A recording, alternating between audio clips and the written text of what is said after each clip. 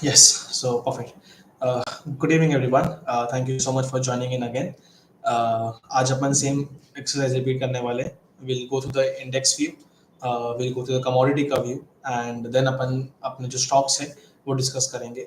कल अपन ने डिस्कस किया था, जस्ट रिकैप, शॉर्ट रिकैप. कल अपन ने जो डिस्कस किया था वो यार वापस डिस्कस करेंगे and will see how beautifully it played out. Because जो रोज ज्वाइन कर रहे हैं उनको एक प्रूफ ऑफ कॉन्सेप्ट मिल रहा है कि yes whatever we discuss plays out really well. So वो अपन आज चालू करेंगे ना, आज अपन डिस्कस करेंगे. So, without wasting more time, I'll begin with the view. So, Nifty में अपन ने डिस्कस किया था कि एक ये लेवल जो है it can act as a resistance level, because यहाँ पे जो लेवल था वो पहले सपोर्ट था. यहाँ पे वो सपोर्ट के बाद ये जो लेवल है दो बार it tried to break but उतना इजीली ब्रेक किया नहीं. वापस इस लेवल पे यहाँ पे आके निफ्टी ने एक रेजिस्टेंस लिया and we could see a decent fall. वहाँ से अप्रॉक्सीमेटली 8% का फॉल था, तो वो फॉल अपन देख सकते थे. एंड आज का जो कैंडल है दैट इज सिमिलर. अभी तक एक कंफर्मेशन नहीं आया बिकॉज एक कैंडल से कुछ प्रूव नहीं होता. We of course need confirmation as to यहाँ से अगर जो ट्रेंड है वो चेंज वापस हो रहा है कि नहीं. बिकॉज हो सकता है कि कल के दिन या अगले दिन या फिर टुमारो सेशन में एक अपने को ब्रेकआउट मिल जाए. आज के लिए निफ्टी ने वहां पे पॉज लिया है and this is what we were discussing कि इस लेवल पे आके चांसेस ज्यादा है कि निफ्टी एक पॉज लेगा because it was an extended rally and which happened and which played out really well. जो अपना व्यू था वो बहुत अच्छे से प्ले आउट हुआ है. So just give a pat on yourself. And now going ahead what we feel is कि निफ्टी यहाँ पे एक आके रिट्रेस करके यहाँ से एक ट्रैजेक्टरी नया चालू कर सकता है. चांस, पहला चांस ये है. दूसरा क्या है कि निफ्टी अगर इस लेवल के नीचे ब्रेक करता है तो चांसेस है कि उसका एक जो वापस ट्रैजेक्टरी है वो डाउनवर्ड की तरफ वापस आ जाएगा. सो दो पॉसिबिलिटी निफ्टी में एक अपन खाली डिस्कस कर लेते हैं. फर्स्ट पॉसिबिलिटी ये है कि निफ्टी ने जहाँ पे जो रेजिस्टेंस और ब्रेक लिया है या सब पॉज लिया है वो इस लेवल पर आके यहाँ से एक वापस ट्रैजेक्टरी चालू कर सकता है एंड उसके जो लेवल्स है वो अपन आने वाले सेशंस में डिस्कस कर लेंगे. अदरवाइज दूसरा ऑप्शन क्या है कि जब निफ्टी ये लेवल तोड़ेगा या फिर इस लेवल के नीचे क्लोज देता है तो Nifty might head towards this level which is somewhere around 22,700. तो ये दो लेवल्स बहुत वाइरल रहेंगे. पहला कि निफ्टी 23,500 23,400 का रेंज ना तोड़े ऑन टू जो लेवल मैंने मार्क कर रखा है उस लेवल के नीचे क्लोज ना दे. वहां पे आके रिट्रेस करके वहां से एक ट्रैजेक्टरी नहीं चेंज कर ले, that is absolutely fine. But उस लेवल के नीचे क्लोज ना दे. अगर उस लेवल के नीचे क्लोज देता है so we can see Nifty going towards 22,700. ये अपन को ध्यान रखना है. Coming on to bank Nifty. Bank Nifty में अपन ने दो लेवल्स मार्क किए थे, सबको याद होंगे. पहला लेवल था ये एंड दूसरा लेवल था ये लेवल जो ऑलरेडी अपन ने मार्क कर रखा था. तो मैंने बोला था कि 52,000 के आसपास बैंक निफ्टी रेजिस्टेंस फेस कर सकता है end of course bank Nifty ने वो रेजिस्टेंस फेस किया है आज के दिन एंड यहाँ पे अपन को दिख रहा है. नाउ वी आर एक्सपेक्टिंग कि बैंक निफ्टी जिस क्वांटम से ऊपर गया है तो हल्का सा रिट्रेसमेंट यहाँ तक हम लोग को लग रहा है which is somewhere around the levels of 50,600 and 50,500. वहां से फिर ट्रैजेक्टरी टुवर्ड्स अप वापस चालू हो सकती है. अदरवाइज अगर सिमिलरली निफ्टी का अगर एग्जांपल ले तो दो सिनेरियो है.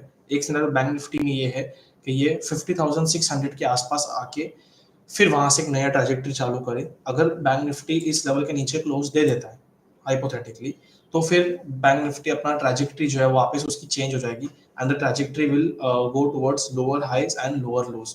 तो फिर जो अपन ने यहाँ पे एक जो देखा था ये जो ट्रैजेक्टरी था वो ट्रैजेक्टरी वापस यहाँ पे आ सकता है and this can be the possible scenario. Just two scenarios जो हम लोग को लग रहे हैं. गोइंग अहेड यही हो सकता है.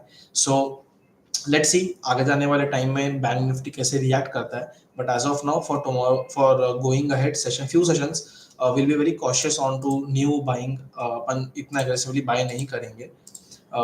Talking about the small cap index, just a moment, I think there's some, yeah, sorry, there was some network issue. So talking about the small cap index, यहाँ पे एक बहुत अच्छा कैंडलस्टिक पैटर्न है. This is known as bearish engulfing. For those who don't know, और जिनको मालूम है, I'm happy, but this is known as bearish engulfing. And engulfing, yeah.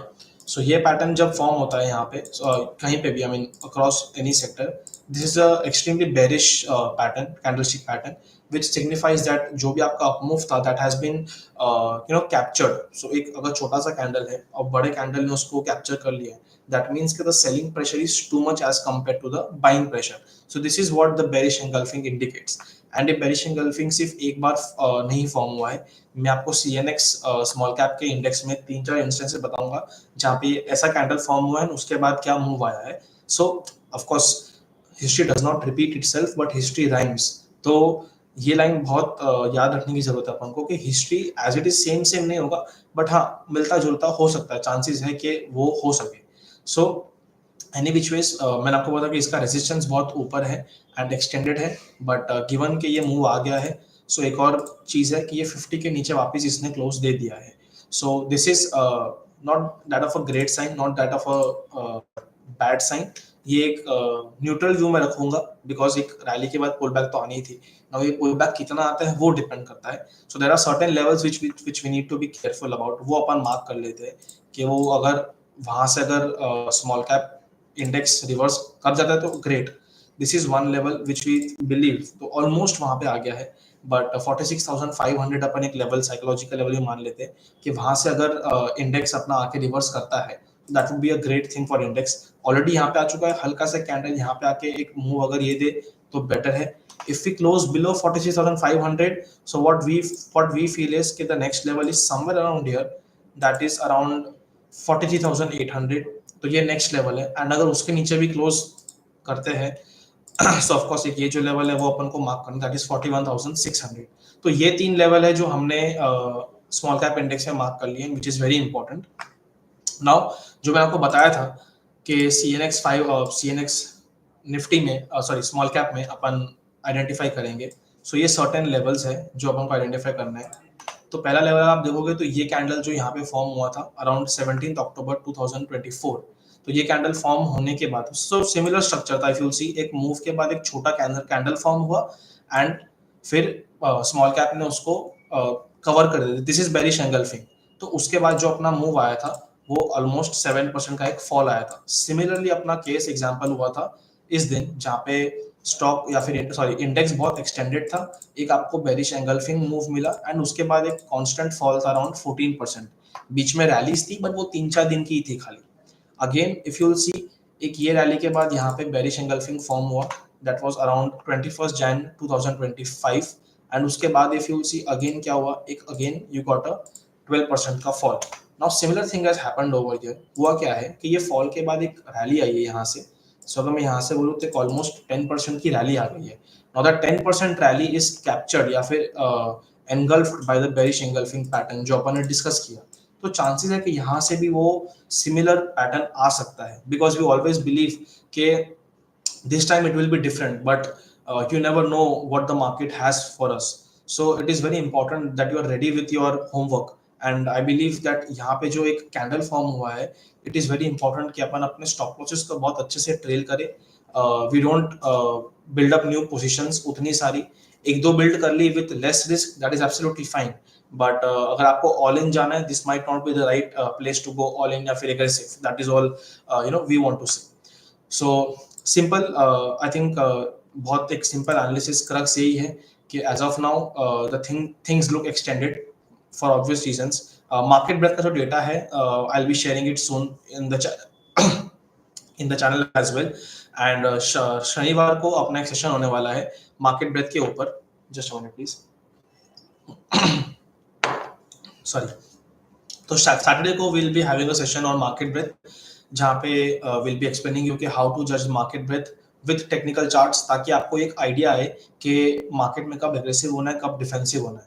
Because that is very very very important. Because अभी के time पे मैं आपको 3-4 दिन से बोल रहा हूँ कि थिंग्स आर लुकिंग एक्सटेंडेड, एक पुल बैक ड्यू है, एक पुल बैक ड्यू है. तो हम चाहते हैं कि आप लोग भी वो चीज या फिर उस कंक्लूजन तक अपने आप पहुंच जाओ. That will help you a lot. So any which ways, coming down to the commodity view, crazy. I think अपन ने कल डिस्कस किया था that silver below 97,000 looks weak. तो ये ऑलरेडी मैंने मार्क कर रखा था कि अगर 97,000 के जाता है नीचे तो ट्रैजेक्टरी पूरी बदल जाएगी. बट लुक्स लाइक कि silver has gained it's momentum back आज 2000 पॉइंट की मूव दे दिया है, तो हिंदी की भाषा में चांदी चांदी हो गई है यहाँ पे। एंड इसने 20 मूविंग एवरेज का बहुत अच्छा सपोर्ट लिया है, so that means the trend is still intact, जो अपन बोल रहे थे कि the long term trend is still intact. And I think there is no change in the view, 97,000 still remains an important support level for silver, and this will still remain. On the entry side, of course, there is no entry as of now because the structure is not such कि अपन entry ले पाए या फिर अपन को तुरंत we don't have to jump in the trade as of now. But definitely we'll keep silver on radar because इसने अपना एक momentum gain कर लिया है. So that's about silver. Talking about gold ने भी अपना एक I think 20 moving average के आसपास support ले लिया है. I'll let the yes not 20 but हाँ somewhere gold is holding the open is equal to low area. So nothing changes onto the gold side as well. I think जो अपन ने 86,600 का important level mark किया है, that level remains the same, no change, and यही level से अपन आगे बढ़ेंगे. And as of now, no entry in gold as well because अपन को एक right entry area चाहिए होता है because अपना ये entry area था, that was the right entry area as per our charts. But as of now, there is nothing which is कि अब entry लायक कुछ अपने को नहीं मिल रहा है. So now talking about copper, कल अपन ने कॉपर में बात की थी कि एक बहुत बड़ा बेस है और ट्रैजेक्टरी जो है that trajectory it's towards the higher highs and higher lows, जो मैंने ग्रीन एरिया मार्क कर रखा है. This clearly depicts higher highs and higher lows. Now copper में हल्की अच्छी एंट्री बन सकती है बिकॉज यहाँ पे 3-4 दिन का अपने को एक टाइटनेस मिल रहा है. तो यहाँ पे जो 3-4 दिन का टाइटनेस है वो अपने को मिल रहा है, we can use it to our maximum benefit. What we'll be planning is कि अब हम लोग 908.7 के ऊपर कॉपर में will look to go long because we believe कि ये 1020 का सपोर्ट लेके जा रहा है and the trajectory is towards upwards. तो कॉपर में as such कोई दिक्कत नहीं आएगी to go long and it is a right low risk reward जो अपन बोलते हैं कि हम लोग we can plan copper by stop loss of 895 के साथ अपन जाके इसको राइड कर सकते हैं. तो if you will see ये 10 मूविंग एवरेज का सपोर्ट लेके ही ऊपर जा रहा है. So the trajectory is towards upwards, the moving averages are sloping upwards, so no problem onto the copper side. Talking about crude, अगर आपको याद होगा तो क्रूड में अपन ने बहुत दो इंपॉर्टेंट लेवल्स मार्क किए थे. एक था 5,940 on the upward side and एक था 5,720 ऑन द डाउनवर्ड साइड. तो मैंने ये लाइव अपडेट किया था हमारे टेलीग्राम चैनल पे एंड जिन्होंने चैनल ज्वाइन नहीं किया है वो प्लीज चैनल ज्वाइन कर लीजिएगा, मैंने लिंक डाल दिया है. एंड यहाँ पे फ्यूल सी कि जब आपका क्रूड ऑयल 5,940 के ऊपर चला गया है, सो नाउ द ट्रैजेक्टरी या फिर जो अपन एक पाथवे मार्क करते हैं, so just let us just discuss the pathway कि वो पाथवे क्या होता है. I just take the tool, just allow me a moment. So yes, ये जो पाथवे था क्रूड ऑयल का that was towards lower highs and lower lows. Now selling जो है वो मैंने आपको बताया था कि पॉज हो गई है. नाउ इसके बाद क्या हो सकता है, the trajectory can be crude oil हल्का सा ऊपर जाके it might retrace to this level, again यहाँ पे जाके रिट्रेस करके, and this is the possibility या प्रोबेबिलिटी कि क्रूड ऑयल अपना एक ट्रैजेक्टरी जो है वो सेलिंग के बाद पॉज के बाद चेंज कर सकता है. This is what we believe is highly possible and ये आपका चांसेस ज्यादा है कैसा हो सकता है बिकॉज क्रूड ऑयल ने अभी तक एक अच्छा ब्रेकआउट दिया है. So this is where we can enter with a stop loss of either day low या फिर previous day low. Just a disclaimer, मैं आपको बाइंग या सेलिंग के लिए नहीं बोल रहा हूँ, but we just trying to help you as to how we take the trades. अगर हम लोग यहाँ पे इस सिचुएशन में होते तो दो स्टॉप लॉसेस आप ले सकते हो depending upon how you want to play it. इधर आप 5,850 का स्टॉप लॉस रख सकते हो या फिर जो इसका डे लो है दैट इज समवेयर अराउंड 5,930 या 5,900 can be a great stop loss for crude oil and यहाँ से ट्रैजेक्टरी बहुत अच्छी हो सकती है. So this is what we believe how you can trade this particular commodity. So आप एक पेन पेपर में नोट डाउन कर सकते हैं कि अभी का जो भाव है 5,990 993 के आसपास अपन लॉन्ग जा रहे हैं with a stop loss of 5,930. सो मोटा मोटी कुछ लेट्स से 60 पॉइंट्स का आपका स्टॉप लॉस है. So this will help you get an idea as to how to trade commodities and going ahead आपको इसको ट्रेड करने में easiness होगी. So जो जैसा आपको मैंने बताया था, I'll just take this example since it's live. तो अगर आपने स्टॉप लॉस रखा है 60 पॉइंट्स का जैसा अपन ने डिस्कस किया, तो आपका जो 50% क्वांटिटी है, तो जो भी आप क्वांटिटी लेते हो 50% क्वांटिटी आपको बेचनी है 180 पॉइंट्स पे. सो जो आपका एंट्री जो आपका बाइंग पॉइंट है वहां से 180 पॉइंट्स ऊपर होना चाहिए. सो आपने 5990 पे अगर जस्ट इन केस एंट्री मारी है तो 5990 प्लस 180 पॉइंट्स में आपकी एग्जिट होनी चाहिए 50% quantity, that is I just mark that level 6170 आपका होना चाहिए 50% exit. So this is how you need to plan your trade very precisely and without too much of hassle. आपका एंट्री हो गया, आपको अपना स्टॉप लॉस मालूम है, सो 50% क्वांटिटी आपको बेचनी है 180 पॉइंट्स पे। क्यों? बिकॉज 180 पॉइंट्स आपका होगा 1:3 का रिस्क रिवॉर्ड। सो 1:3 के रिस्क रिवॉर्ड के हिसाब से 6170 is your initial exit point, जहां पे आपको 50% क्वांटिटी बेचनी है और बाकी क्वांटिटी आपको 10-20 से राइड करनी है, जैसा अपन ने पहले डिस्कस किया हुआ है। इन डिटेल अपन शनिवार को डिस्कस करेंगे, so just have a bit of patience. अपन वहां पे प्रॉपर्ली सब एनालाइज भी कर लेंगे and I help you deeply कि अपन कैसे वो चीज कर सकते हैं। सो ये रही आपकी क्रूड ऑयल तक की बात। कमोडिटी रिस्क आपका सेक्शन का एनालिसिस हो गया है। Crude oil is we are bullish on crude oil. Gold silver outrightly bullish है बट एंट्री नहीं मिल रही है, and copper as well we are bullish. So अपन ये चार चीज कमोडिटीज को अगर अपन देखें तो out of these 4 commodities crude oil बहुत अच्छा लग रहा है, कॉपर अच्छा लग रहा है, gold silver long term the trend है वो इंटैक्ट है, बट द एंट्री पॉइंट अपन को एंट्री पॉइंट नहीं मिल रही है। So now we'll get down to the main important section, that is the stocks. Ab I'll quickly give you an idea as to what is working in the market, what is not working in the market. As of now हम ये believe करते हैं कि जो large cap stocks है वो बहुत अच्छा कर रहे हैं as compared to small cap and mid cap. So identifying that thing is very important, because अगर आप देखोगे SBI कार्ड जो अपने पास है वो large cap है, भारतीय एयरटेल जो अभी है वो लार्ज कैप है, आईसीआईसीआई बैंक का सेटअप बहुत अच्छा है वो लार्ज कैप है, कोटक बैंक है वो लार्ज कैप है। सो ऐसा नहीं है कि whenever time comes you need to change your universe as well, because अगर आप अभी you are very stringent on के नहीं लार्ज कैप ट्रेड नहीं करेंगे अपन तो सिर्फ स्मॉल मिड कैप ट्रेड करेंगे, तो आप मेजॉरिटी ऑफ टाइम्स जब मार्केट्स अच्छा नहीं कर रहे हैं आप बाहर रहोगे, बिकॉज यूजुअली बेयर मार्केट्स में जो भी एक रैली आती है that is carried by the large caps, not by small and mid caps. once the market are extremely good, उसके बाद जो quantum of leap होता है, momentum होता है, that is carried by small and mid caps, but जो initial rally होती है, relief rally बोल लो या कोई भी rally बोल लो, bear rally बोल लो, that is carried out by the large caps. So if you'll see across the universe, large caps are doing extremely well. ये हमें भी धीरे धीरे आता था रियलाइज हो गया कि yes, large caps are doing well, because आप देख लो बजाज फाइनेंस वो स्टार्टिंग से बहुत अच्छा कर रहे हैं, भारतीय एयरटेल गिरा नहीं है, let's say ICICI Bank, Kotak Bank जो मैंने बताया, they are extremely strong. So this thing needs to be taken care of कि आप कौन सा यूनिवर्स ट्रेड कर रहे हो। As of now, this is the reason मेरे पास भारतीय एयरटेल है। Otherwise, if you see across all my videos, अपन ने कभी भी लार्ज कैप उतना ट्रेड नहीं किया है, बट ये हमें भी बहुत लेट रियलाइज हुआ कि yes, large caps can be traded. कुछ नहीं से तो कुछ सही वाला एक एस्पेक्ट होता है कि yes, the risk reward is greater over here. Hence we shifted to large cap for the time being, of course.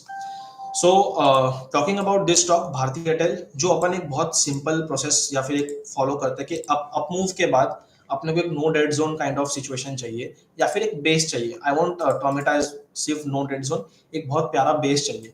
तो इफ यू सी भारतीय एयरटेल का एक बहुत प्यारा मूव आया था, बीइंग अ लार्ज कैप 2023 से it was in a up trend, and 2024 के बाद से अभी तक इसका एक डेड जोन रहा है या फिर एक बहुत प्यारा बड़ा बेस बना रहा है।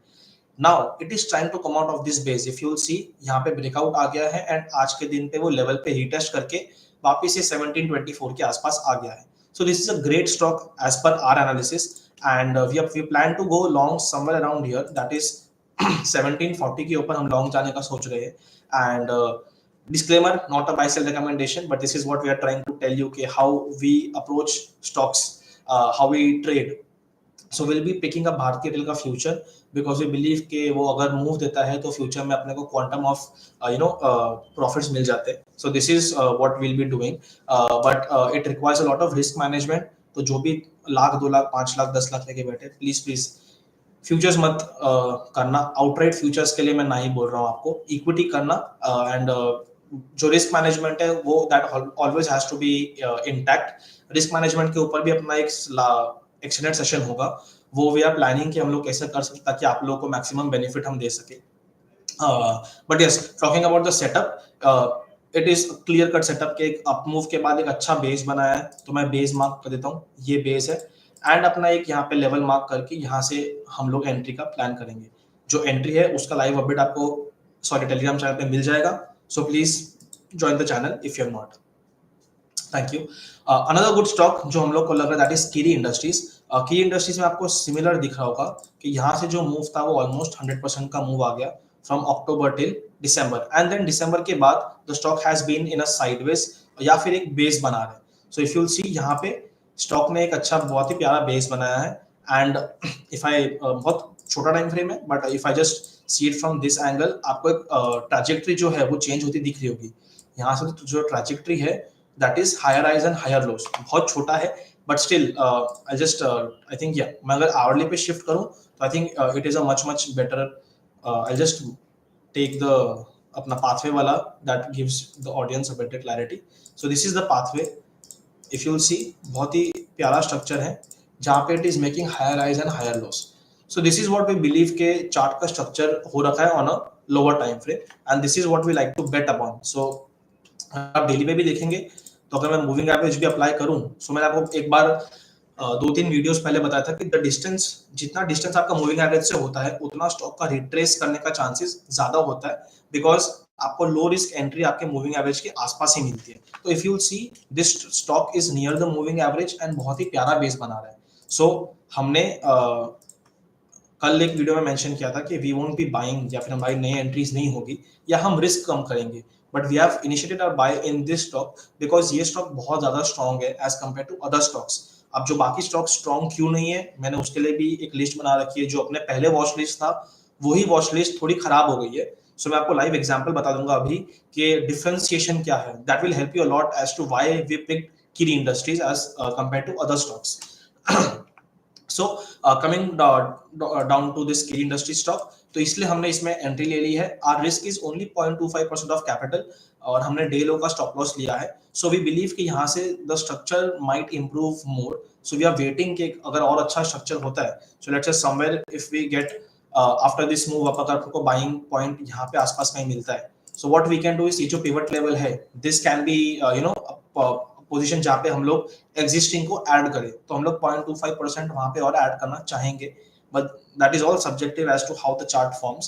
But this is what we visualize as to अगर ये ऐसा होता है तो we'll add our existing position. Now coming back to another stock, I think चावल मैंने खाली रख रखा है.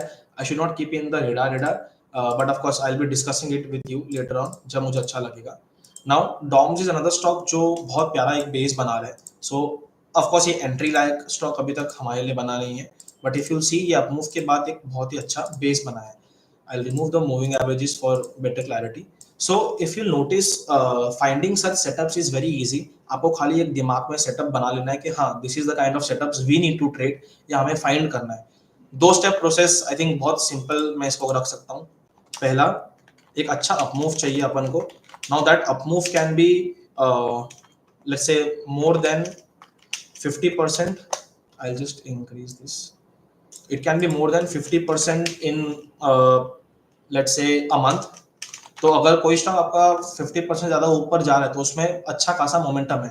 This is what we like to believe कि अगर 50% से ऊपर कोई स्टॉक अगर चला गया है तो it's a crazy move. And second what you need is I just mark hold on. And second what you need is a big base या फिर अ फ्लैग पैटर्न. सो जिनको फ्लैग पैटर्न नहीं मालूम है वो मैं आने वाले टाइम में बता दूंगा. But mostly we need to focus on big base because एक लाइन मैंने बहुत पहले ही बोली थी, bigger the base higher in the space. मतलब जितना आपका ये कंसोलिडेशन लेगा उतना ही जल्दी मूव करेगा. इसके बहुत एग्जांपल है. आई थिंक KSCL एक एग्जांपल है, कावेरी सीड्स, जहाँ पे फ्यूल सी ये जो बेस था वो बेस के बाद स्टॉक बहुत अच्छा एक मूव दिया and this move was extremely well.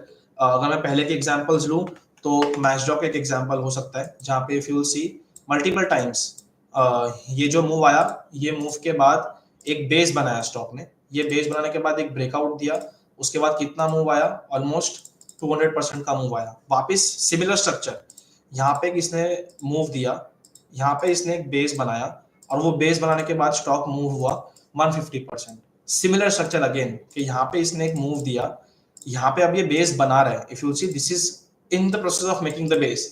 So this chart in itself says you a lot कि भाई same structure again and again it does work. तो अगर वापस ये स्ट्रक्चर में बन रहा है एंड यहाँ पे अगर इसके ऊपर जाता है, चांसेस है, हायर चांसेस है कि यहाँ से भी अपन को ऑफ कोर्स ही अपन को कोई भी मूव 200% कैप्चर नहीं करना, 150% कैप्चर नहीं करना। अपन स्विंग ट्रेडर्स है, अपन को क्या करना है, 40 से 50% तक का मूव अपन को कैप्चर करना है and we are good to go. So with a size of 20% या 15%, even if you capture at let's say 20-30% move, you are good to go. So ये जो स्ट्रक्चर है, ये स्ट्रक्चर आपको दिमाग में बैठा लेना है। ऐसे there are plenty of examples जहाँ पे ये स्ट्रक्चर फॉर्म हो रहा है and you need to follow this structure, nothing else. ये बहुत beautifully work करता है। So just talking about DOMs में सिमिलर स्ट्रक्चर अपन को ढूंढना है। What did I mention? A great up move followed by a base, and followed by a base के बाद once you get a breakout above 3010 3011 के levels, you might get a great move. So ये जो move मिल सकता है, that is what you need to capture.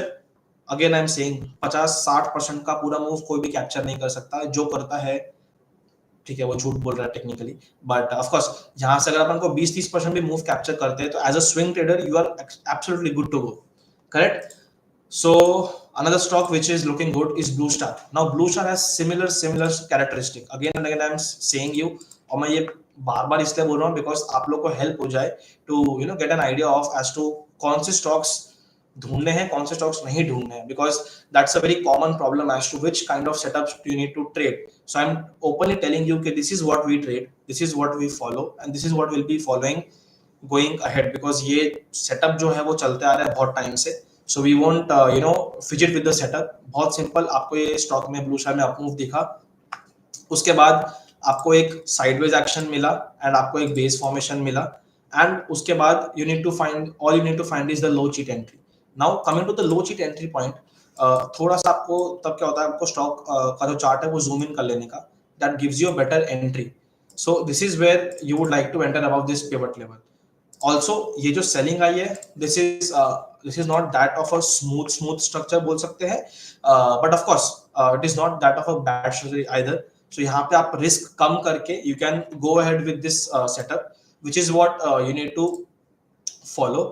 And I won't suggest कि आप risk उतना बढ़ा दो इस स्टॉक में, because given the kind of structure it is as compared to DOMs. If I just open DOMs, so DOMs if you see यहाँ पे दो बार शेकआउट मिला, but it quickly recovered from there. तो now this attempt, the third or fourth attempt जो होगा, that might be very powerful is what we believe. So that is the reason हमने ये रेडा में रख रखा है. And of course मैचडॉग मैंने जैसे डिस्कस किया, this is not an outright buy, ये कोई भी outright buy नहीं है, but still we believe that एक जितना बड़ा बेस होगा उतना अच्छा एक फॉर्म होगा. So going ahead from a sectoral perspective, if let's say अगर डिफेंस सेक्टर बहुत अच्छा करता है आने वाले टाइम में, तो this can be a leader because मैचडॉग is a leader. So defence अगर अच्छा करेगा एज अ सेक्टर, मैचडॉग सबसे पहले बाहर निकल जाएगा being a leader. So this is why you need to be very careful as to which kind of stocks we trade. Now coming on to the stocks जो बहुत अच्छे थे, माइट बी कि अभी भी अच्छे हो, but they have turn a bit weak, slightly weak. So Taj G V के अपन को 2-3 दिन पहले बहुत अच्छा लग रहा था, बट लास्ट 2 दिन इसने 20 मूविंग एवरेज के नीचे क्लोज दे दिया है. सो नाउ होगा क्या, the chart will need a lot of क्या बोलते हैं रिट्रेसमेंट. यहाँ पे आके एक सेट यहाँ पे होना पड़ेगा, उसके बाद अपन को ये लेवल मिलेगा and then the stock might do well. ये मैंने जो लिस्ट रेडी कर रखी है वो इसलिए रेडी कर रखी है बिकॉज अपन को डिस्कस करना था कि जो मार्केट ब्रेथ एक्सटेंडेड था, वो एक्सटेंडेड का अपन ने बेनिफिट कैसे लिया या अपन कैसे ले सकते थे. हैड यू बीन इन ताज जीवी की एग्जिस्टिंग पोजीशन होता अगर आपका, या फिर आपको अगर नया ताज जीवी के अच्छा लग रहा है. So for example let's say अपन आज के दिन यहाँ पे है एंड वी बिलीव के ताज जीवी के बहुत अच्छा है, let's buy above this level. So this might not have been the right decision या फिर एकदम एब्सोल्युटली बैंग ऑन डिसीजन. क्यों? बिकॉज ऑलरेडी स्टॉक एक अप ट्रेंड में जा चुका था, प्लस देयर वाज, अगर मैं डिस्टेंस की बात करूं तो 50 मूविंग एवरेज अगर आप देखो डिस्टेंस, तो डिस्टेंस अच्छा खासा था, अराउंड 23% का डिस्टेंस था यहाँ से. सो यहाँ से एक पुल बैक ड्यू था, प्लस मार्केट्स आपको मालूम था कि मार्केट्स बहुत एक्सटेंडेड थे. As a result of which what happened कि अपन को ये 2 दिन का अपन को एक सेलिंग मिल गया. So this is where you could have saved your money.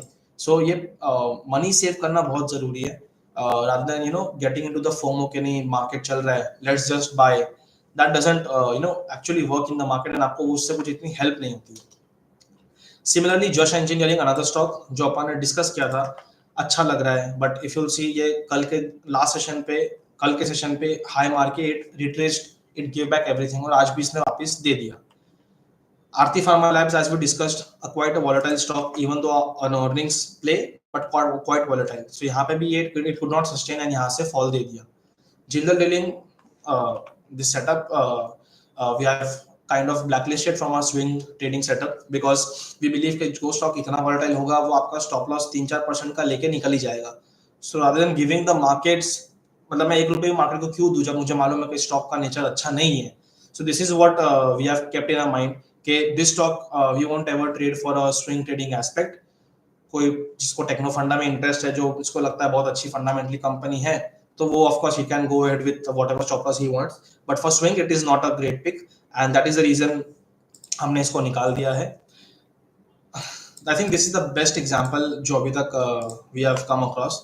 Sharda energy was such a stock जो मैं खुद बहुत बुलिश था कि भाई this setup is extremely well, because as you can see एक ये अच्छा मूव था, एक ये बेस था, बेस का ब्रेकआउट आ गया यहाँ पे. This is how this is why I think even after how good a setup is, आपका स्टॉप लॉस बहुत जरूरी होता है. सो फॉर एग्जांपल अगर मैंने स्टॉप लॉस या फिर मैंने एंट्री यहाँ पे ली भी होती, तो this should have been my stop loss. 526 के नीचे मेरे को स्टॉक से एग्जिट करना ही करना चाहिए था. That is what our swing trading says. Honour your stop loss, otherwise you are out of the markets very very soon. So what happened, अगर आप फॉलो करते तो ठीक, नहीं करते तो you would have been badly hit. अगर आपने ये stop loss follow नहीं किया होता, you would have easily lost around 10%. वहां से और fall आया तो you would have easily lost around a decent money. जो अगर आपका risk भी 0.25 होता, आपने stop loss follow नहीं किया होता, it would have been a brutal thing. So this is a classic example of a failed breakout, because यहाँ पे the setup was looking good and the volumes if you see, ये volumes कितने अच्छे थे. यहाँ पे HVQ आया, couple of blue bars. So this was a क्या बोलते हैं, बहुत अच्छा सेटअप था, बट एक दिन की सेलिंग आके सारा स्टॉक ने अपना गेन्स वाइप ऑफ कर दिया. So conclusion from this setup is, no matter how good a setup is, you have to honor your stop loss, because selling कभी भी आ सकती है. So this is what you need to be careful about. जितना भी आपका अच्छा setup हो, just follow the stop loss, nothing else. So yes, I think we are done for the video as to our discussion on to Nifty, Bank Nifty, small cap, crude oil, all the commodities, all the stocks to keep in radar. Just a last update as to what we are doing with our existing positions. So GlaxoSmithKline we already have. There is no change because इसने अभी तक अपना 10 moving average भी नहीं तोड़ा है. So I'll just mark. If you'll see beautifully, इसने 10 moving average को respect करके it has gone up. Now let's see what we have for tomorrow. But as of now GlaxoSmithKline हमने इसलिए exit नहीं किया. So understand how we trade. आप अगर आज मे भी होता, अगर आप मेरे जगह होते तो आप एग्जिट कर देते कि यार 2 दिन से फॉल आ गया है, but we have not exited the stock. We are following our rules, because हो सकता है कि ये कल मार्केट हल्का से भी अच्छा हो तो ये 10 मूविंग एवरेज का सपोर्ट लेके वापस ये 3000 का लेवल क्रॉस कर दे. Following rules is very important. So this is what we are doing with GlaxoSmith. SBI cards अगर आप देखोगे तो SBI कार्ड्स में एक एक्शन हमारा इंट्राडे का बहुत अच्छा था, बट क्लोजिंग के टाइम इसने सारा गेन्स वाइप ऑफ कर दिया. This is a bit of concern because it tried to cross the resistance, but ऐसा हो सकता है कि 1-2 अटेम्प्ट्स लेने के बाद ये एक बहुत अच्छा मूव दे जाए. So this is what will be waiting for. हमने SBI कार्ड में भी कुछ चेंज नहीं किया, we have not sold, but yes we are thinking कि हम लोग हमारा जो स्टॉप लॉस है वो उसको रिवाइज करेंगे, and our new stop loss would be somewhere around this level. That is I'll just mark the level. That is around 840. 840 will be a new stop loss level. Earlier हमारा stop loss जो था it was somewhere around 820. Now we have brought the stop loss to 840 because हमारा जो ideology है वो क्या है कि 1020 इसके ऊपर है. So let's say अगर स्टॉक 840 के नीचे क्लोज करता भी है तो टेक्निकली वो 1020 के नीचे ही क्लोज करेगा. So उसके नीचे we don't want to carry a stock given the environment जो अभी है. So that is the reason हमने हमारा stop loss ऊपर लिया है. Otherwise there is no specific reason as to that. And हमने जो आज ऐड किया that is Kiri Industries. Kiri Industries is looking extremely good. हमारा stop loss इसमें day low है that is 605. A slightly deeper stop loss because entry के time पे हल्का सा slippage भी था, तो we wanted to keep a room for the stock because given the environment 2-3% का stop loss बहुत easy है लेके जाना. So हमने सोचा कि थोड़ा स्टॉक को रूम ले देते एज एंड व्हेन वापस अगर सेट होता है तो we can any which ways add. So yes, that's it from my end. Now I open the podium for Q&A. जो लोग भी ज्वाइन किए गए हैं, प्लीज कोई डाउट हो, कोई आपको कुछ डिस्कस करना हो तो please let me know. I will be happy to answer your questions.